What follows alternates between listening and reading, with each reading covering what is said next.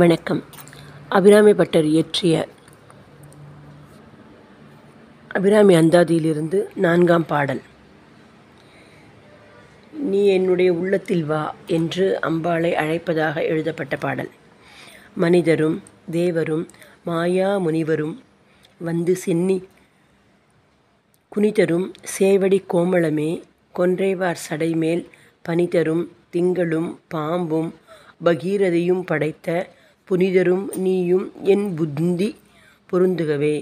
என் புத்தி என்று அர்த்தம். மனிதரும் மீண்டும் மீண்டும் மீண்டும் மனிதராக பிறப்பெடுத்து திருவடியை பணி. தேவரும் புண்ணியம் செய்தவர்கள் தேவலோகத்தில் தேவராக இருப்பார்கள். அந்த புண்ணியம் முடியும் போது திருப்பி மனிதராக வருவார்கள். அவர்களும் மனிதரும் உன்னடியை வேண்டுகின்றனர், தேவரும் உன்னடியை வேண்டுகின்றனர். மாயா முனிவர் வந்து இறப்பில்லாத முனிவர்கள். இறப்பில்லாத முனிவர் என்று பார்த்தால் மார்க்கண்டேயர், அந்த சிரஞ்சீவிகள். அந்த மாயா முனிவரான மார்க்கண்டேயர் முதலானவர்கள், குறிப்பாக மார்க்கண்டேயர். இந்த திருக்கடையூருக்கும் மார்க்கண்டேயருக்கும் இருக்க தொடர்பு நமக்கு தெரியும். எனவே அதை கூட இவ்வாறு குறித்திருக்க வேண்டும் என்று தன்னுடைய ஆய்வில் மிக ஆணித்தரமாக கூறுகிறார் செந்தமிழ் திலகம் முனைவர் திருமதி தேவிக்கு முத்தையா அம்மையார் அவர்கள். மனிதரும் தேவரும் மாயா முனிவரும் வந்து சென்னி குனிதரும் சேவடி, குனிந்த தலையில் அவர்கள் வணங்கும் சேவடியை உடையவளே. கோமளமே மென்மையான வடிவில் நிற்பவளே. கொன்றைவார் சடைமேல் சிவபெருமானின் சடைமேல் பனிதரும் திங்களும் பாம்பும். பனிதரும் குளிர்ந்த நிலவும் பாம்பும். அந்த நிழல் அந்த ஒரு கிரகணம் டைமில் பாம்பு தான் போயிட்டு நிலவை பிடிக்கிறது. ஆனால் இறைவன் அங்கே வச்சுருக்கார் தலை மேலே. இது பகையாக கொண்டதால், ஆனால் சிவபெருமான் பகையை நீக்கி தலையில் வைத்துள்ளார். புலியும் மானும் ஒரே துறையில் இருப்பதாகவும் சொல்வர். பாம்பு யோக முதிர்ச்சி, அதாவது அந்த குண்டலினி என்ற சக்தியை நமக்கு குண்டலினி சக்தியை நம்ம பாம்பு வடிவத்தில் காமிக்கிறோம். அந்த குண்டலினி சிரசுக்கு ஏற வேண்டும். அப்பொழுது தான் நமக்கு சகசாரத்திலே நிகழ்வுகள் தெரிய ஆரம்பிக்கும்.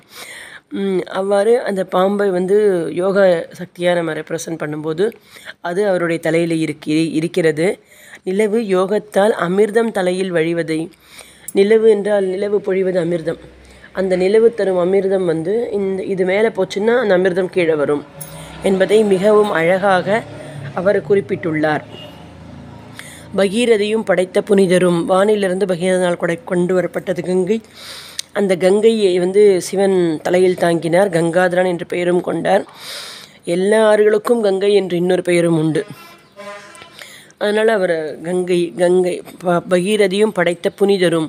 புனிதர் என்பது இங்கு சிவபெருமான். ஏன்னா அவர் அனைத்து உலக மக்களின் நன்மைக்காக வேண்டி ஆலகால விஷத்தை அறிந்தினார், கங்கையை தலையில் தாங்கினார். இவ்வாறு உலக மக்களின் நன்மைக்காகவே வாழ்ந்து கொண்டிருப்பவர் சிவபெருமான், என்றும் இருப்பவர் சிவபெருமான். எனவே புனிதர் என்று சொல்கிறார். என் புத்தி பொருந்துகவே. சிவனும் சக்தியும் எப்பொழுதும் இருக்க வேண்டும். நாதம் பிந்து ரெண்டும் இருக்க வேண்டும். மனம் விரும்பும் பகுதி, புத்தி சிந்திக்கும் பகுதி, சித்தம் நல்லதையே எண்ணும் பகுதி. அகங்காரம் தன்னால் முடியும் பார்த்துக்கலான்னு நினைப்பது. இவை எல்லாத்துக்கும் சேர்த்து அந்தக்கரணம் என்று பெயர். மனம், புத்தி, சித்தம், அகங்காரம், இது 4க்கும் பெயர் அந்தக்கரணம் என்று பெயர். இந்த அந்தக்கரணம் இவர்களிடம் நம்ம விட்டுவிட்டால் நமக்கு எந்த தொந்தரவும் இல்லை என்பதாக இந்த பாடல் அமைகிறது. நீ என்னுடைய உள்ளத்தில் வந்துவிட்டால் எனக்கு இந்த 4 அந்தக்கரணங்களும் சுத்தியாகும். என்னுடைய மனம், புத்தி, சித்தம், அகங்காரம், இது 4ம் எனக்கு தெளிவாகும் என்பதாக அவர் பாடுகிறார். மனிதரும் தேவரும் மாயா முனிவரும் வந்து சென்னி குனிதரும் சேவடி கோமளமே கொன்றைவார் சடைமேல் பனிதரும் திங்களும் பாம்பும் பகீரதியும் படைத்த புனிதரும் நீயும் என் புத்தி எந்நாளும் பொருந்தகவே. என்னுடைய புத்தியில் நாளும் பொருந்தி இருக்க வேண்டும்.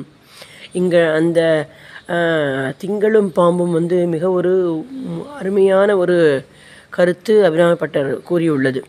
மீண்டும் பாடல். மனிதரும் தேவரும் மாயா முனிவரும் வந்து சென்னி குனிதரும் சேவடி கோமளமே கொன்றைவார் சடைமேல் பனிதரும் திங்களும் பாம்பும் பகீரதியும் படைத்த புனிதரும் நீயும் என் புத்தி எந்நாளும் பொருந்துகவே. ஆண்டவன் அருள்.